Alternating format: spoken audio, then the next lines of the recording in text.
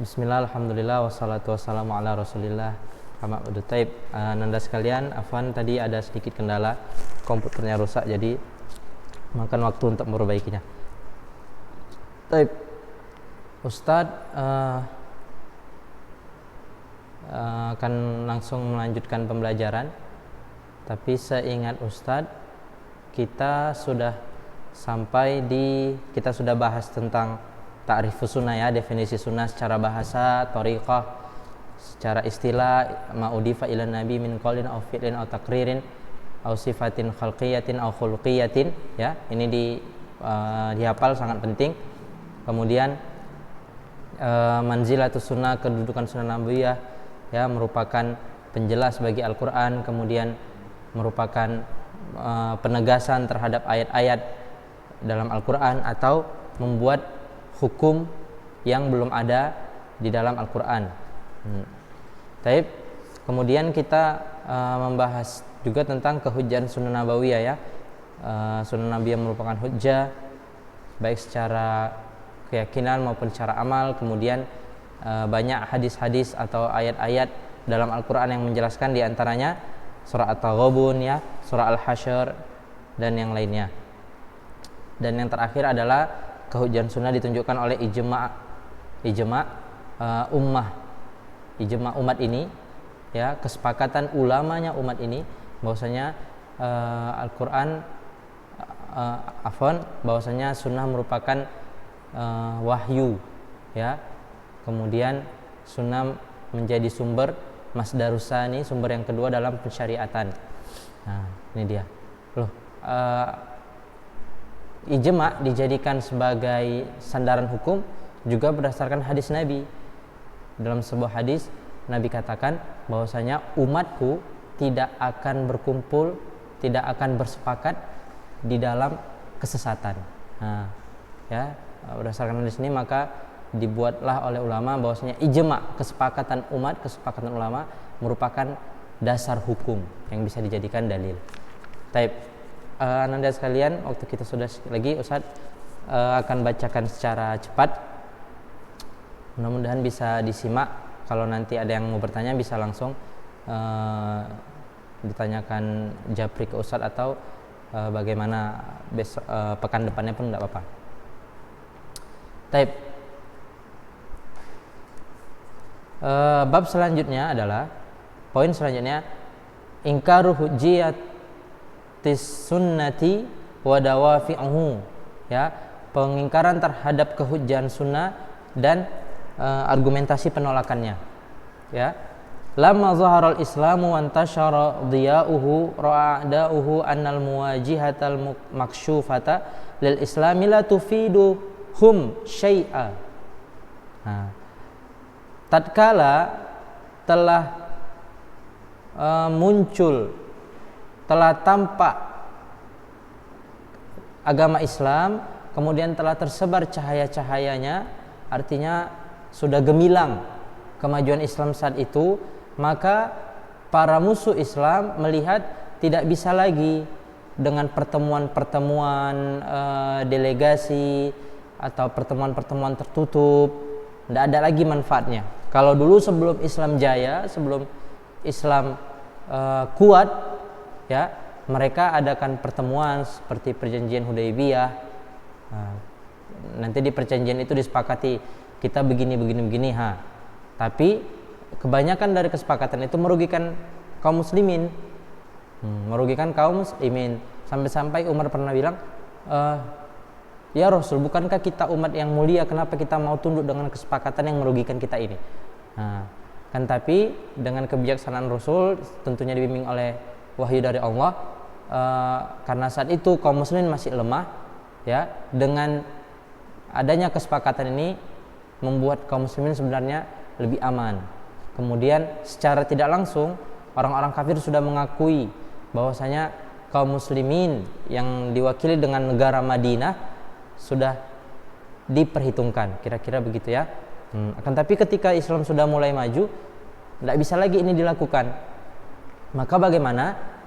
Caranya adalah dengan membuat kerusakan dari dalam, kerusakan dari luar dengan menyerang, dengan membuat pertemuan-pertemuan kecil, pertemuan-pertemuan tertutup untuk membuat kesepakatan tidak bisa lagi berhasil, maka mereka ambil dengan cara yang licik, yaitu merusak Islam dengan dari dalam, dengan cara dari dalam. Kita lihat bagaimana bada'u yukhattituna likaidi bihi wa ahlihi fadhaharat bisababihim katsirun minal bid'ah wal inhirafati allati tabannaha ba'dul muslimina waqtarru biha. Ya, maka mereka memulai untuk merencanakan sebuah makar, ya, terhadap Islam dan pemeluk-pemeluk Islam. Maka tampaklah, ya, banyak kebid'ahan, penyimpangan, ya, dengan sebab mereka. Yang kebid'ahan, penyimpangan tersebut mereka adopsi, mengadopsinya, membangunnya, ya, kaum muslimin. Jadi banyak kaum muslimin mengadopsi kebid'ahan dan penyimpangan tersebut, dan mereka tertipu terhadapnya, ya, tertipu terhadap kebid'ahan dan inhiraf, yaitu penyimpangan tersebut. Famin hadhihi dhalalat wal inhirafat, dan di antara penyimpangan dan kebid'ahan tersebut adalah ingkaru hujjiyatis sunnati nabawiyah wa za'mi bi annal qur'ani wahda kafin fi bayani ahkamis syari'ati. Di antara bentuk kebid'ahan dan penyimpangan tersebut adalah mengingkari kehujjahan sunnah Nabi sallallahu alaihi wasallam, mengingkari kehujjahan sunnah Nabi sallallahu alaihi wasallam, dan sangkaan mereka, tuduhan mereka, ya, sangkaan mereka bahwasanya Al-Qur'an saja, cukup dengan Al-Qur'an saja, ya, sudah mencukupi di dalam menjelaskan hukum-hukum syariat. Nanti kita lihat di akhir, nanti ada bantahannya, ya. Kita lihat wa inna ma gharduhum min zalika hadmuddini wa ifsadihi minad dakhil, ya. Di antara, ya, hanya saja tujuan mereka yaitu menghancurkan agama Islam dan merusaknya dari dalam.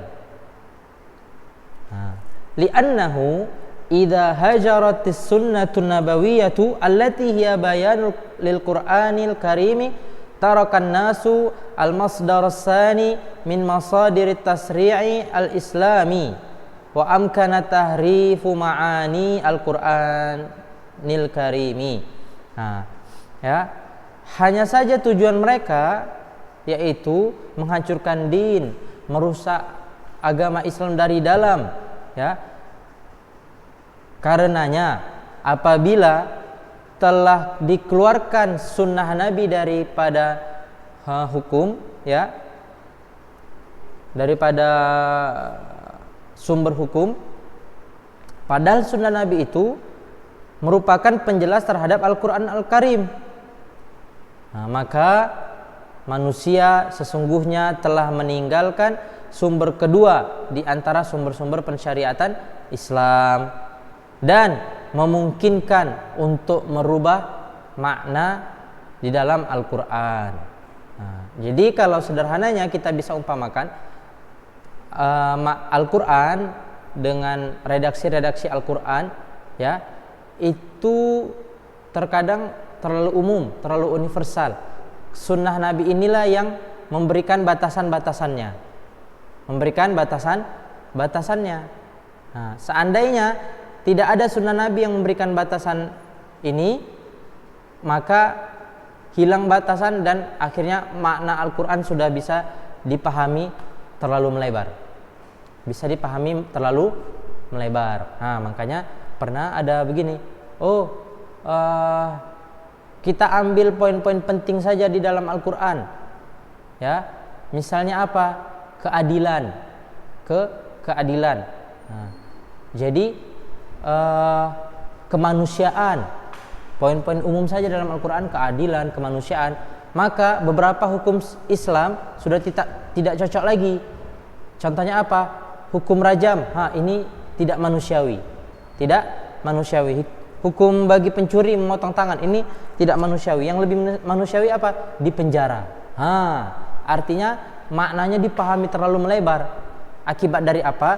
Akibat mereka tidak menerima hadis Nabi SAW sebagai sumber hukum yang kedua. Pahaman Anda sekalian mudah-mudahan bisa dipahami. Kita lihat selanjutnya. Waqad tasadda as-sahaba radhiyallahu anhum wattabi'un lahum bi ihsan li hadhihi al-bid'ah wa bayyanu butlanaha wa mimma ruwiya anhum fi dzalika. Dan telah di counter, telah dilawan, telah disanggah oleh para sahabat radhiyallahu anhum dan murid-murid sahabat yaitu tabi'in terhadap orang-orang yang seperti ini, orang-orang yang menolak sunnah Nabi sebagai sumber hukum Islam dengan cara yang terbaik, dengan cara yang sangat baik, bi ihsan. Terhadap bid'ah-bid'ah tersebut, maka para sahabat dan para tabi'in menjelaskan kebatilan-kebatilan bid'ah tersebut, dan di antara yang telah diriwayatkan dari mereka yaitu yang akan dijelaskan selanjutnya. Qala Habibun nu Abi Fudalah al-Maliki lamma buniya hadzal masjid idza Imran bin Husain radhiyallahu anhuma jalisun. Fadzakaru inda Imran asy-syafa'ah. Faqala rajulun minal qaum ya Aban Nujaid innakum latuhaddatsunana bi ahadithi lam najid laha aslan fil Quran. Lihat, telah berkata Habib bin Abi Fudalah al-Maliki.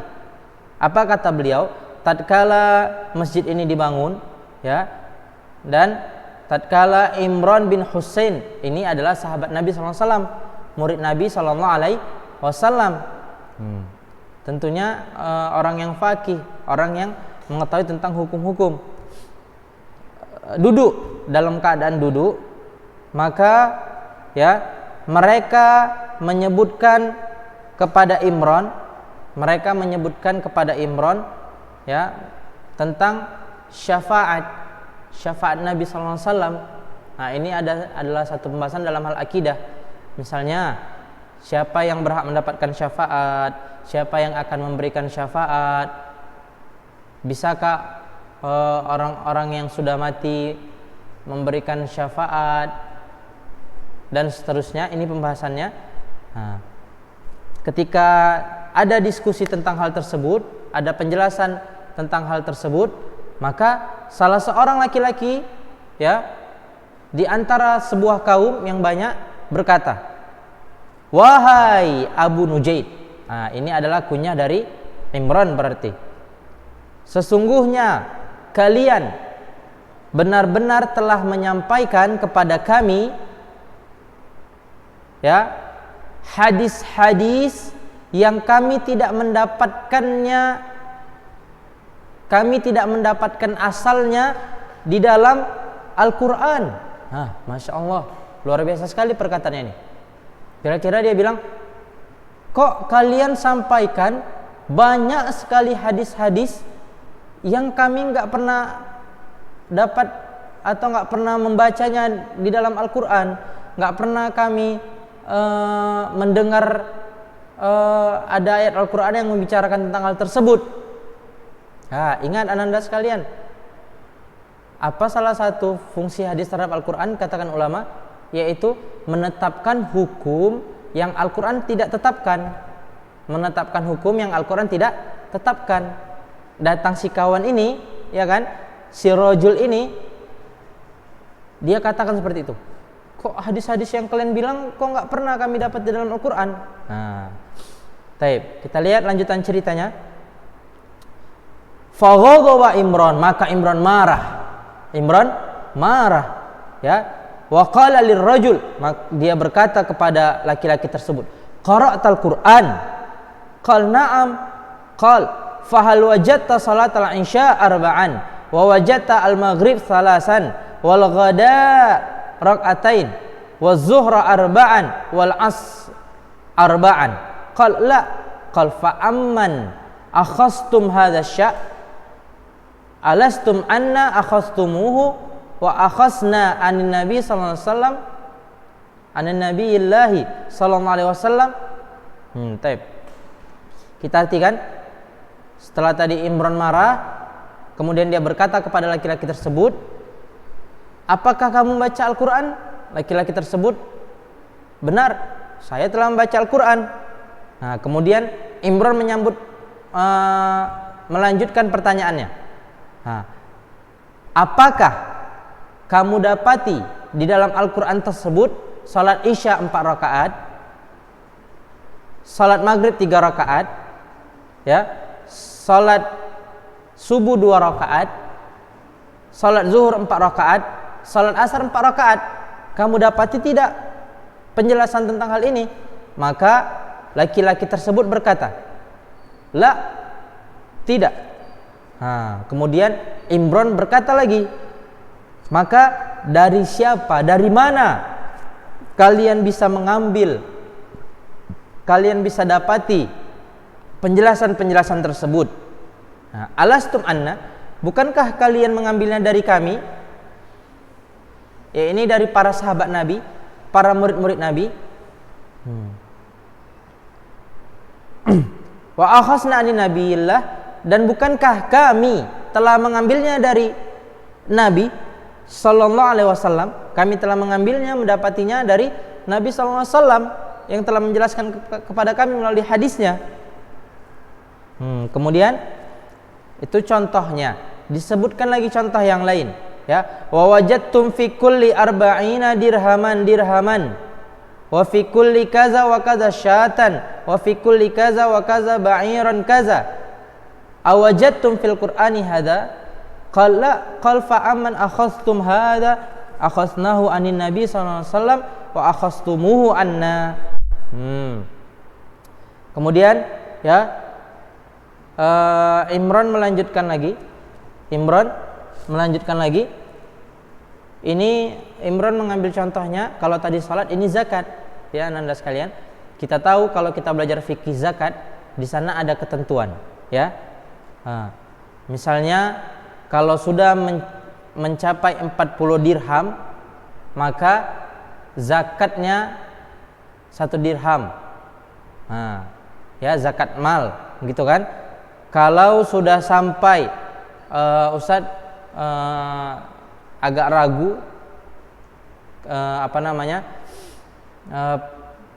bilangannya, tapi biasanya, ya, kalau unta sudah sampai misalnya sekian, maka diinfakkanlah kambing, ya, syatan, kambing. Kalau untanya sudah sampai sekian puluh misalnya, gitu kan, maka harus dizakatkan ba'ir. Ba'ir ini kalau tidak salah itu unta yang masih kecil, gitu kan. Nah, begitu seterusnya. Jadi rincian-rincian tentang zakat ini, ya, 2,5%-nya, kapan diinfakkan berupa kambing, kapan dizakatkan berupa unta, kapan dizakatkan berupa sapi, ya. Nanti ada kapan dizakatkan berupa bintul labun, dan banyak istilah-istilahnya di dalam fikih zakat, nanti Ananda sekalian pelajari. Nah, maka apakah hal-hal tersebut kalian dapatkan dalam Al-Quran? Maka jelas tidak ada. Dari surah Al-Baqarah sampai An-Nas tidak ada sedetail itu penjelasannya. Nah, ditanyakan lagi oleh sahabat Nabi ini, maka dari siapa kalian mengambilnya? Nah, dari kami bukan? Dan kami mengambilnya dari Nabi Sallallahu Alaihi Wasallam. Lihat, belum selesai lagi, ya, disampaikan lagi contohnya. Wa qal wajadtum fil Qur'an wal yatawafuna bil baitil atiq. Ya, dalam surah Al-Hajj, ya. Maka mereka bertawaf, ya, di Masjidil Haram. Awajadtum fatawafu sab'an, apakah kalian mendapatkan di dalam ayat-ayat Al-Qur'an yang berbicara tentang haji, berbicara tentang tawaf, bahwasanya tawaf itu 7 kali putaran? Warka'u rak'ataini min khalfil maqam, dan melaksanakan ruku, ya, 2 kali di belakang maqam, ya, maqam Ibrahim. Ini terkait dengan ibadah haji. Kalau tadi ibadah salat, kemudian selanjutnya ibadah zakat, kemudian selanjutnya ibadah haji. Awajadtum hadza fil Qur'an fa aman akhadhtumu alastum akhadhtumuhu anna wa akhadnahu an Rasulillahi sallallahu alaihi wasallam. Qalu bala. Dan bukankah kalian mendapatinya dari kami? Kalau enggak kami yang menjelaskan kepada kalian bahwasanya haji itu 7 kali tawafnya begini, bahwasanya zakat itu begini. Kalau kami tidak menjelaskannya kepada kalian, kalian tidak akan tahu. Dan bukankah kami mengambilnya dari Nabi sallallahu alaihi wasallam? Maka jawabannya ya.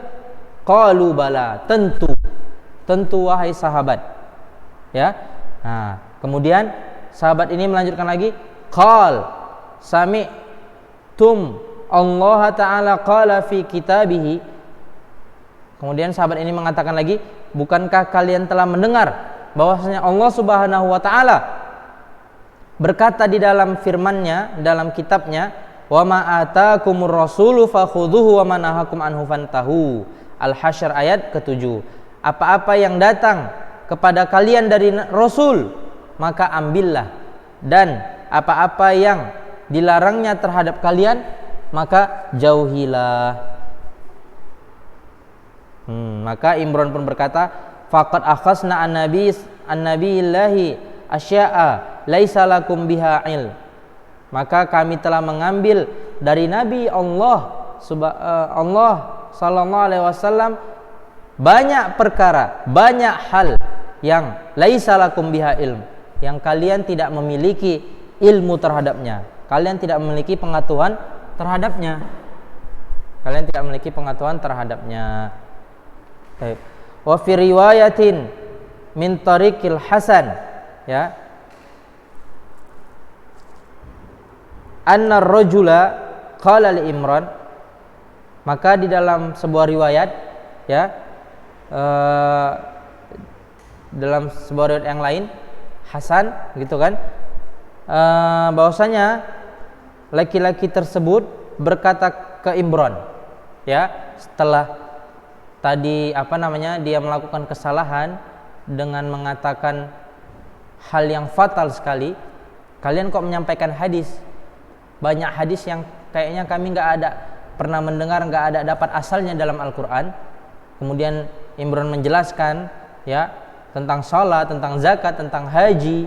Tambah lagi Imran berikan dalilnya, wa ma atakumur rasul fakhudhuhu, ya. Nah, berkatalah orang tersebut, ahyaitani ahyakallahu ya Aba Najid, ya, sesungguhnya engkau telah memberikan pencerahan, memberikan pencerahan kepadaku, dan semoga Allah, ya, memberikan pencerahan, menghidupkan keilmuan hati dan seterusnya kepadamu, wahai Aba Najid. Nah, tersadar dia, tersadar. Kalau orang yang hatinya masih lembut, masih berada di atas fitrah, ketika disampaikan kebenaran kepadanya, maka dia pun tersadar. Dengan izin Allah Subhanahu wa taala. Tsumma qala al-Hasan, kemudian Hasan berkata, ya, fama matar rajulu hatta sara min fuqaha'il muslimin. Masyaallah. Dan bahkan, ya, tidaklah orang tersebut, laki-laki yang tadi memprotes awalnya, meninggal, kecuali dia dalam keadaan ya sudah menjadi seorang faqih, fuqaha, ahli fikih. Ahli fikihnya kaum muslimin. Taib. Ya, sebenarnya tadi mau Ustaz bacakan sedikit lagi nih. Tapi qadarullah waktu sudah habis. Ini kan tadi poin yang kedua, kemudian ada dua riwayat. Riwayat alif satu, kemudian riwayat ba. Sedikit lagi ya. Qala rajulun li Mutarrif bin Abdullah bin Syakhir la tuhaddisna illa bil Quran. Ada seorang laki-laki yang berkata kepada Mutarrif, Mutarrif, apa katanya? Janganlah kalian sampaikan kepada kami kecuali Al-Quran. Lancang sekali orang ini ya. Jangan kalian sampaikan kepada kami kecuali Al-Quran saja. Maka berkata Mutarrif kepadanya, wallahi, demi Allah, kata Mutarrif, ma nuridu bil Quran badalan. Bukanlah kami menginginkan terhadap Al-Quran pengganti. Bukan, kami bukan ingin menggantikan Al-Quran, mencari pengganti Al-Quran, membuat tandingan Al-Quran. Walakin, akan tetapi, nuridu man huwa a'lamu bil Quran minna. Akan tapi yang kami inginkan, apa yang kami inginkan adalah orang yang huwa a'lam, paling mengetahui, lebih mengetahui terhadap Al-Quran daripada kami. Jadi kami mengambil hukum, keterangan, penjelasan dari orang yang paling mengetahui tentang Al-Quran. Siapa itu? Kita semua tahu, yakni Rasulullah sallallahu alaihi wasallam. Masya Allah ya, sanggahannya kuat sekali ya. Kami bukan mau cari tandingan, tapi siapa dari kita, coba ente sebutkan kepada kita, siapa yang lebih mengetahui di dunia ini terhadap Al-Quran. Maka pasti kita semua akan menjawab Rasulullah SAW. Loh, kalau begitu kenapa kita tidak mengambil dari sunnah Nabi, hadis Nabi Sallallahu Alaihi Wasallam? Taib. Mungkin demikian dulu pembelajaran kita ya Ananda. Diulang-ulangi pelajarannya. Mudah-mudahan yang sedikit ini bermanfaat. Kita tutup dengan doa kafaratul majlis. Subhanakallahumma bihamdik asyhadu an la ilaha illa anta astaghfiruka wa atubu ilaik. Jadi hari ini kita belajar tentang hampir-hampir sudah dibantai habis semua alasan-alasan para penolak sunnah Nabi sallallahu alaihi wasallam sebagai hujjah. Ya, dengan kecerdasan ulama, dengan penguasaan mereka terhadap ilmu, mereka membantai habis. Taib. Demikian, assalamualaikum warahmatullahi wabarakatuh.